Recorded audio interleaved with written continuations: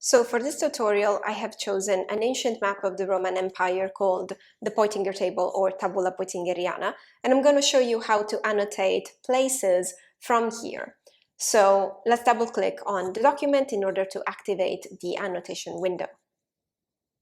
And as you can see, this is slightly different from the annotation window of a document. First of all, this map is made up of several tables, so you're going to be able to switch between the different ones depending on where you want to go. And of course, what you can see in the main annotation section is not a text, but a map. You can definitely manipulate the map in order to see it better and in order to enhance certain features with the commands right here. On the right side, you can zoom in, you can zoom out for the optimal resolution. You can even switch to a full screen option for maximum focus on your annotation performance. In order to perform annotations, you need to switch the tools from the Move tool to the Annotation tool, which gives you several different options: the point, the rectangle, the tilted box, and the linked box. So I'm going to show you how each of those work.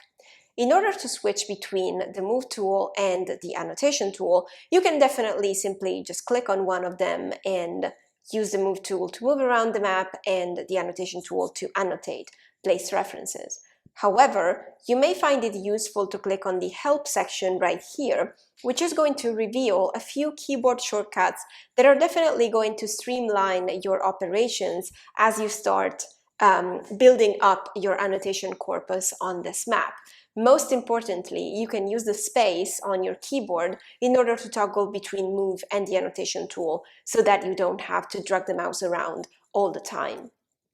And of course, you can also toggle the visibility of your annotations, which is very useful when you start having multiple annotations, and you can also have several options for navigating into your map.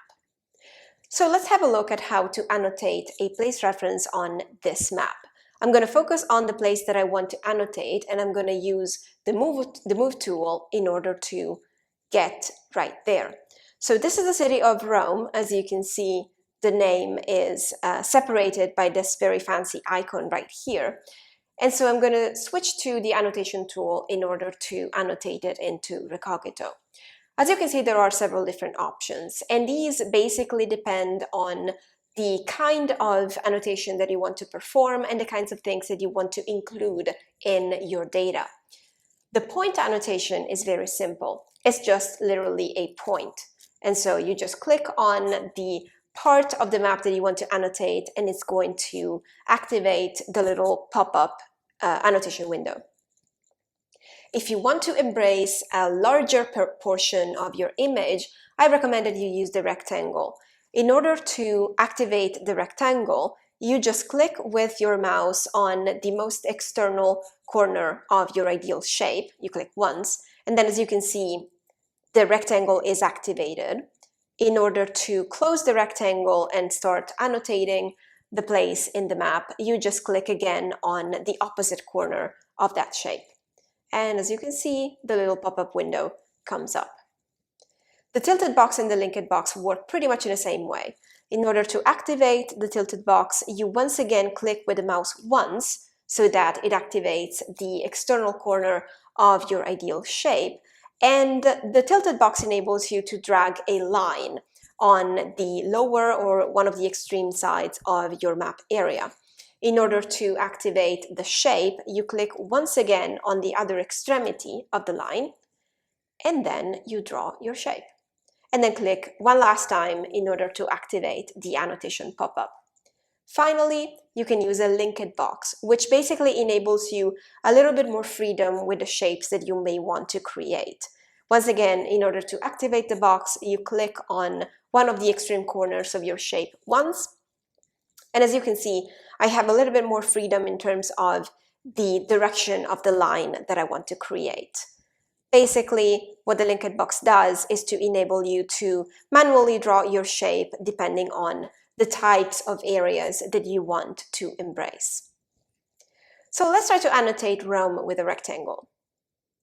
I'm just gonna create my annotation once again. In this case, I definitely want to include the little fancy icon that goes along with the map label.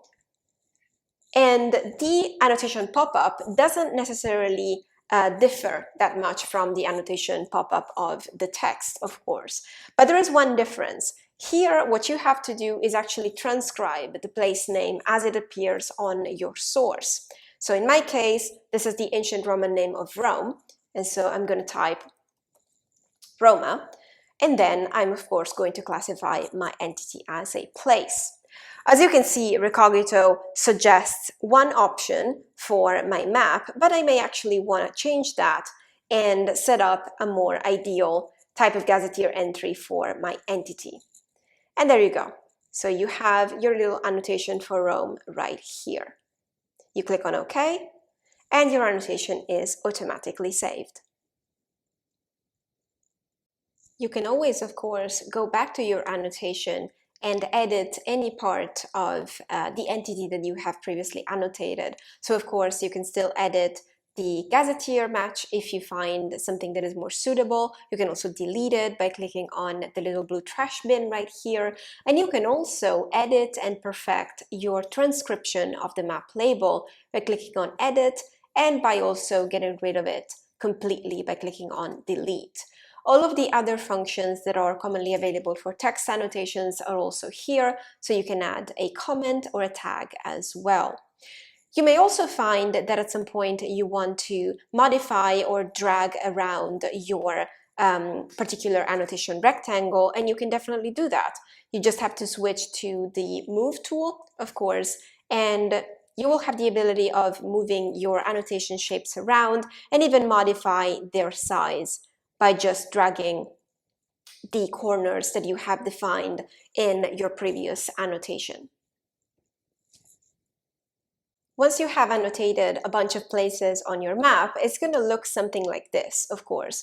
One nice thing that you can do with map annotations in order to distinguish them a little bit more than the normal characteristics of the map is to choose a little bit of a more visible overlay color, like, for example, this sort of bright blue that I picked at this point.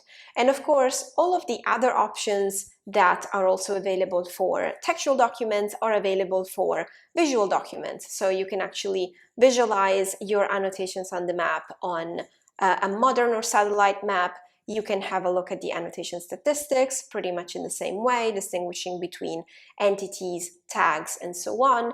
And you can, of course, download your annotations in a variety of ways. Of course, the option of exporting the entirely annotated document is not available in XML TEI for visual sources and maps. And of course, you also have the document settings with the document metadata.